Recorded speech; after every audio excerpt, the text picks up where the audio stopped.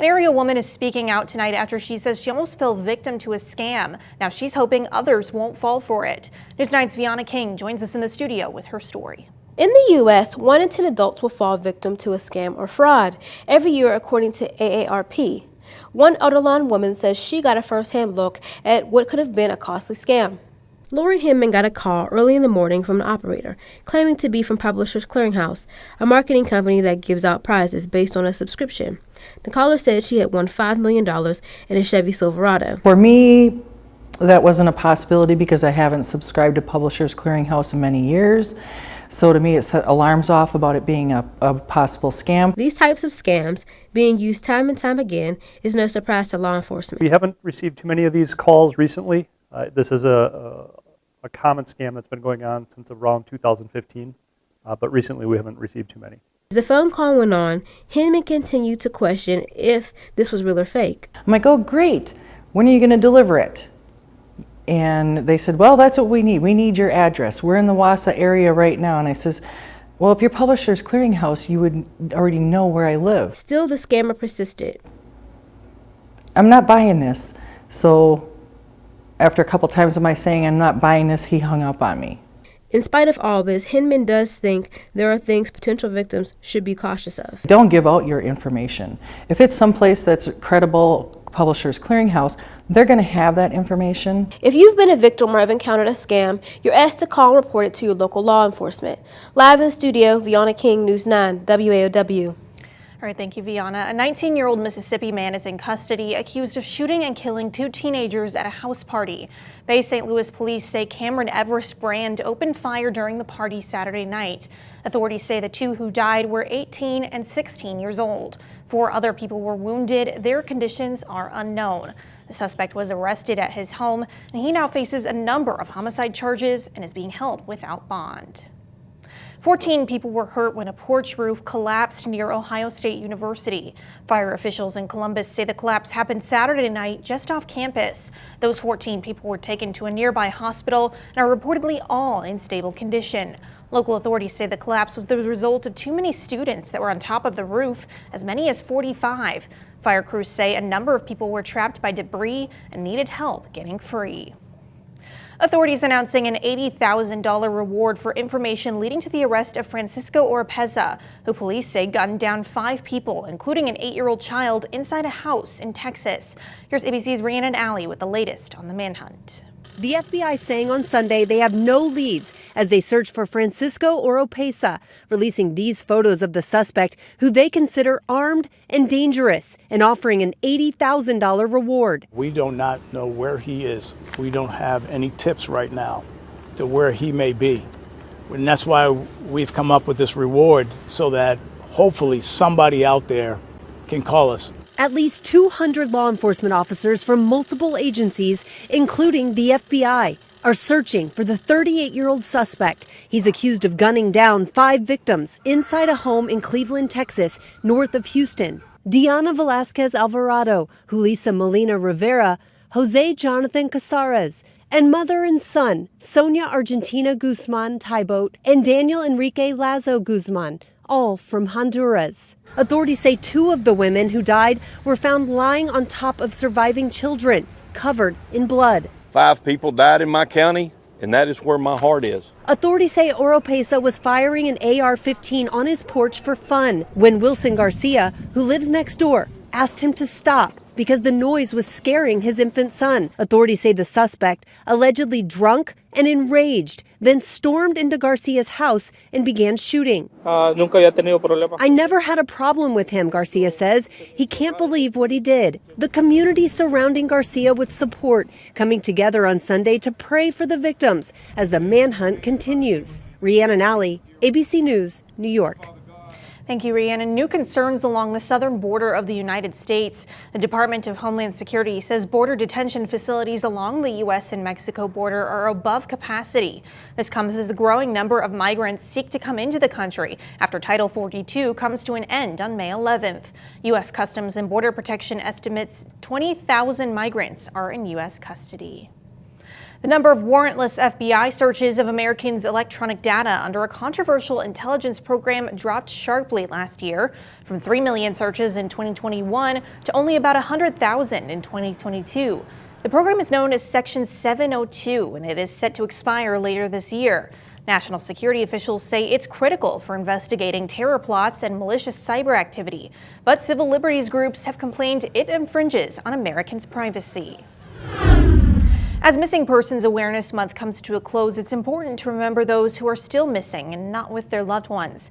In the Chippewa Valley, there are currently 3 open missing persons cases since 2015. Eau Claire police say their department begins each investigation with a records search to learn about the history of the individual. There's a wide net that we'll cast right away. I mean, we're checking social media, we're talking to friends, family members if they've made statements about wanting to leave, if we have to look at bank accounts and see if they've traveled anywhere recently. With any missing persons case, officials say it's important the public helps too. One organization that does this is called the Wisconsin Missing Persons Advocacy. Its goal is to support families who have a missing loved one. Its founder says sharing a social media post of a missing person takes seconds and could result in closure. Sometimes someone holds the very littlest bit of information that law enforcement is waiting for. Maybe they think it's very minute, but it might be the exact piece of information that could bring an answer to a family. If you have information on any missing persons cases, you're encouraged to contact your local law enforcement. Well, picture this. You just welcomed a new baby into the family, but instead of feeling excited, you're depressed and anxious. This is the reality for many women who experience postpartum depression, the months after giving birth filled with stress, fear, and pain. It's something many women say isn't discussed enough. The stigma behind it was like, if I say that I have postpartum depression, it's like I'm going to kill my kids, and that's not what I was going through. And I was so scared that's what was going to be portrayed, so I didn't even want to say anything about how I was feeling. News 9's Brittany Slaughter sat down with moms and medical professionals to dig deeper into postpartum depression. It's a story you'll only see right here Monday on News 9 at 10.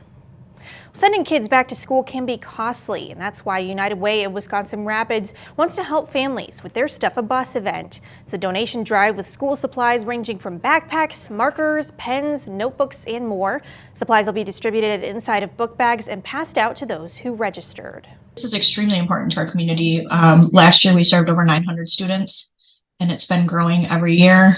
The annual event does require registration, which begins tomorrow and runs through August 3rd. It's open to anyone in need. If you would like to donate, you can do so on United Way's website. The Village of Cronenwetter Fire Department will celebrate its newest acquisition with a traditional push-in ceremony. Ladder Truck 1 joined the Cronenwetter fleet in January. The truck was funded using $400,000 in ARPA funds and $200,000 from an equipment fund, with the remaining total being financed. The celebration will take place May 1st at the fire department from 4 p.m. to 8 p.m. The community is invited. We have a construction update out of Marathon County. Starting tomorrow, crews will be repaving portions of Highway 107. The highway will be down to 1 lane in each direction from North Street to Meritech Avenue in Marathon City. When we come back, a Ukrainian religious leader makes a trip to the Badger State today. His message to the Milwaukee community after the break. Chilly one out there. We have wind chill factors that are generally in the 20s right now. Not exactly what you want to feel here heading into May, but we'll have to deal with it for a little while. See when that's all going to change, though, when I come back.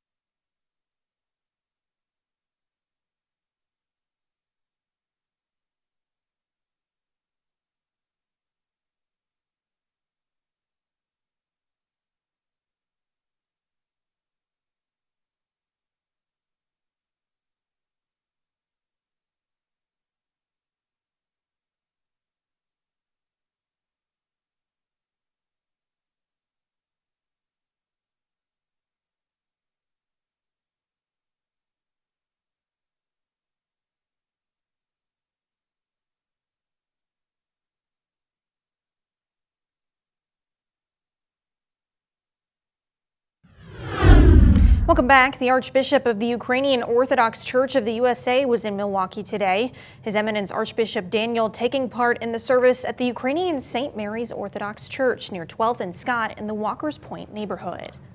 Especially in this time as the war rages in Ukraine, as Russian aggression continues to destroy the peace and well-being of the people of Ukraine, it's important for me to show whatever support I can provide to the Ukrainian refugees that have come and to Milwaukee, to the city of Milwaukee, and reside in this area. Archbishop Daniel also said he visited the War Memorial, the Milwaukee Museums, and the downtown area. It was the first time he'd toured the city. Now, your Storm Track 9 weather. Well, Tony, are we going to see any relief from this gloomy weather?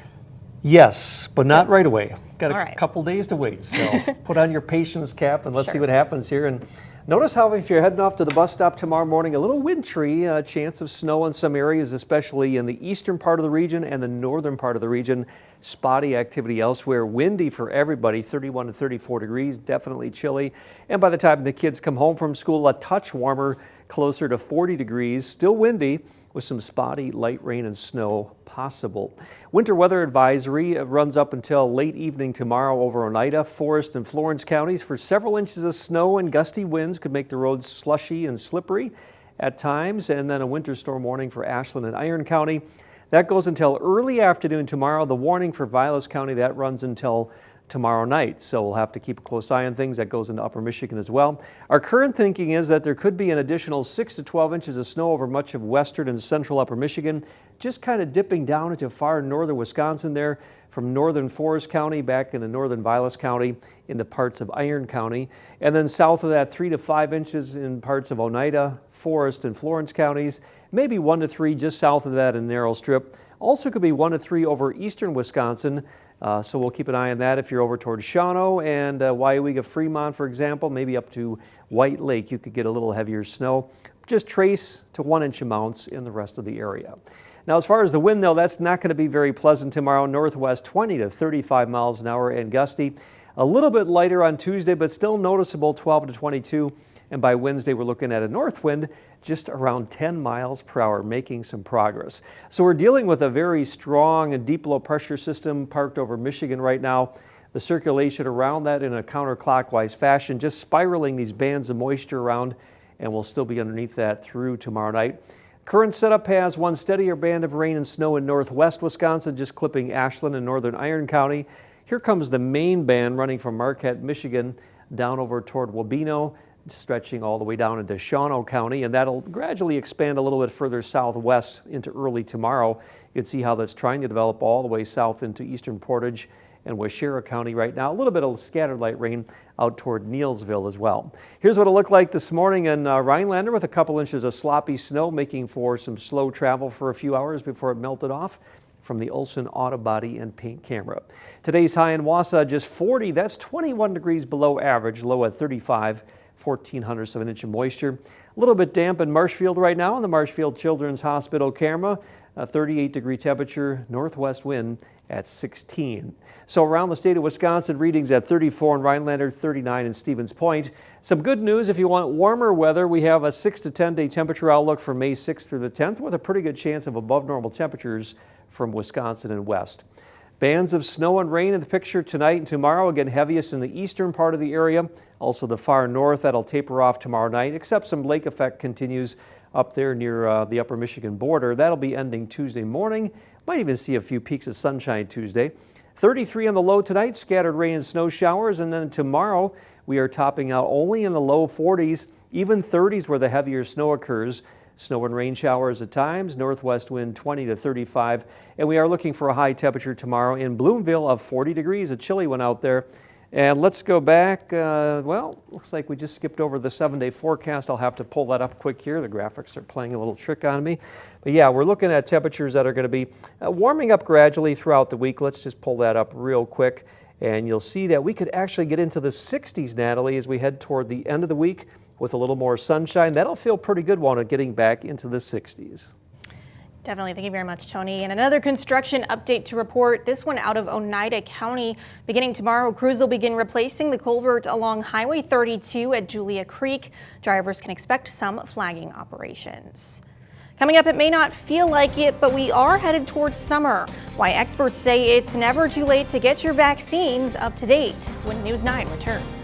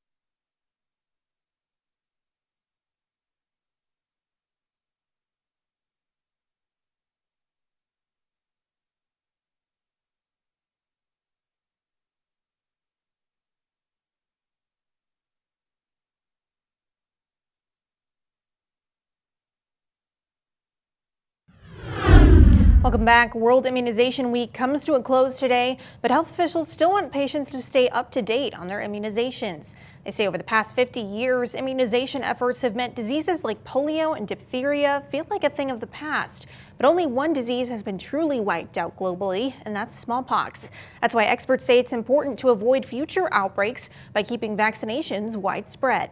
Vaccines are available, they're specifically targeted, and talking with your healthcare provider and coming up with a plan for you, because each person is an individual. If you're a parent, it's important to talk to your child's doctor to determine the best possible care for your child.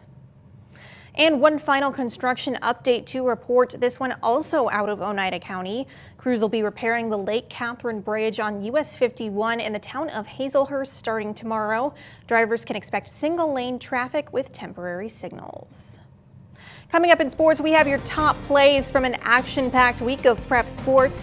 Plus, the Packers have until Tuesday to pick up Jordan Love's fifth-year option. We'll take a closer look when News 9 returns.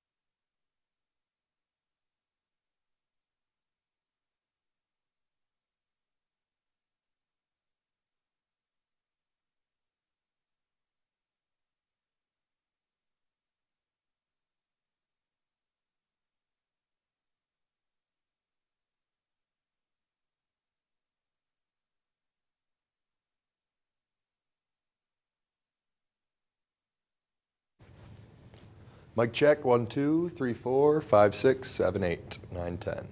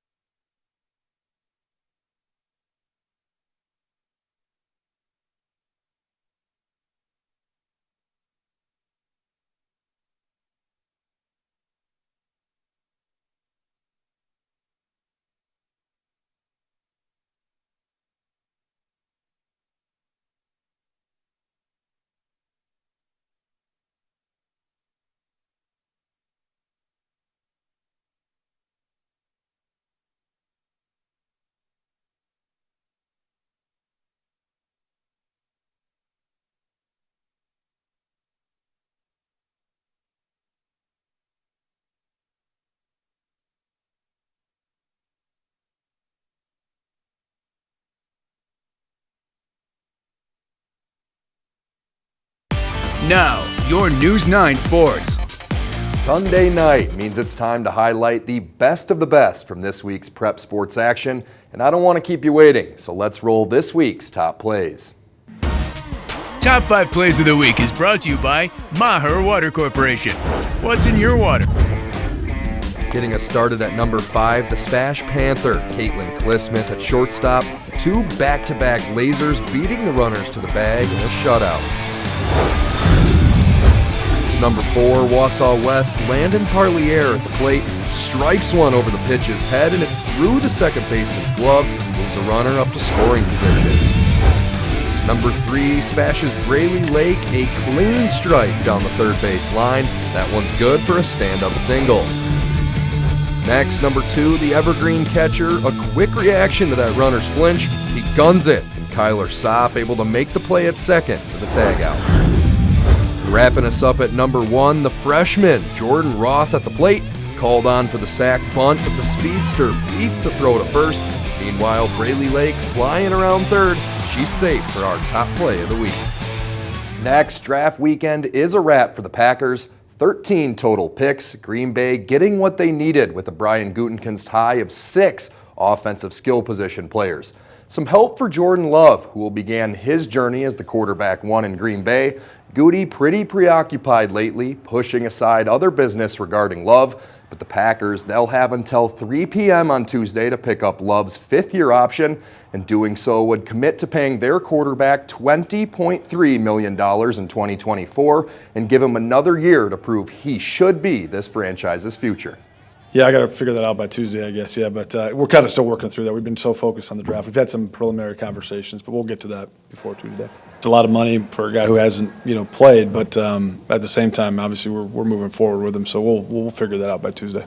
I think he's still got a ton of room for growth, and he's going to continue to evolve. It is hard to lead when you're not the guy, and he knows he's the guy now. It just instills confidence in him, and I think his teammates. He's first of all, he's earned the respect by his actions, the way he works from all his teammates, I would say. It's going to be a process, but one that I know that he can handle. Another decision the Pack will have to make, do they bring back free agent Adrian Amos? Ryan Gutekunst also saying they're not going to close the door on that one just quite yet either. Green Bay drafting 1 safety this weekend, Iowa State's Anthony Johnson Jr. at 242 in the 7th round. In 2022, he posted a career-high 60 tackles along with 2 interceptions, but that was only his first year playing safety. Before that, he'd always been a cornerback. The number one factor is the cover skills. Going up against top outside wide receivers and being able to bring that to inside and being able to cover as a safety, which when you think about safety, you don't think about them covering. Well, I'm a guy who brings that aspect. That's a part of my game. I think that's a plus right there. I've always wanted to play quarterback, and I never got that opportunity until this last season playing safety. I was able to see the whole field. I can see tips and tendencies. I'm able to communicate with people. I'm very excited that I made the switch. And finally, the Milwaukee Brewers, now winners of 3 straight, with a chance to sweep the Angels this afternoon, all while sitting just a game and a half out of first place in the NL Central. Colin Ray getting the start for Milwaukee today, but the Angels, they spoiled his outing early. A solo home run with 2 outs in the inning gives LA the lead in the second. Then we'll head to the third. 2 outs once again, but it's superstar Shohei Ohtani going yard. A sky shot extends the lead to 2-0 as Ray goes 5 innings with 9 strikes out, but gives up those 2 runs. The Angels then give themselves some insurance in the 7th, and you guessed it, once again with 2 outs on the board for the Brewers. They just can't close it out there. That's an RBI single, and that's where the score would stand. The Angels get a 3-0 win, but Milwaukee takes the series at home. That's all in sports. We'll be right back after a quick break. Angels avoid being swept for the first time this season. They blank the Brewers by a final.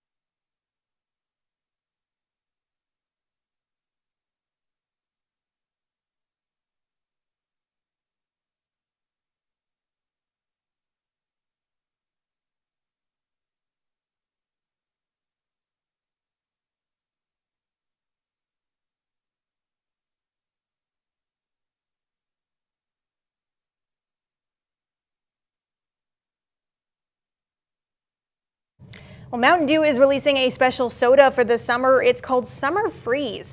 Mountain Dew says it combines bold notes of cherry, lemon, and raspberry with the original Mountain Dew citrus flavor.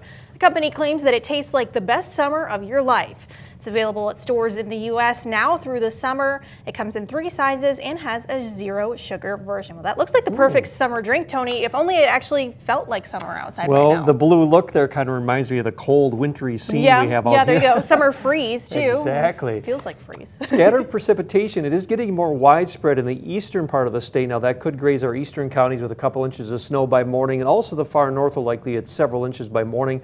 Winter weather advisory through tomorrow up there around Rhinelander and Crandon. Also winter storm warning in Vilas, Iron, and Ashland counties. Temperatures in the low 30s tonight, low 40s tomorrow. Windy with scattered rain and snow. Drier for Tuesday, high of 48. Check out this cool bird seen by Carolyn in Medford. This is, she called a horned grebe, I believe she calls it, or grebe. So Looks like a fancy duck to me. Very cool. Thank you very much, Tony. That is your news at 10. Thanks for joining us. Have a great week. Good night.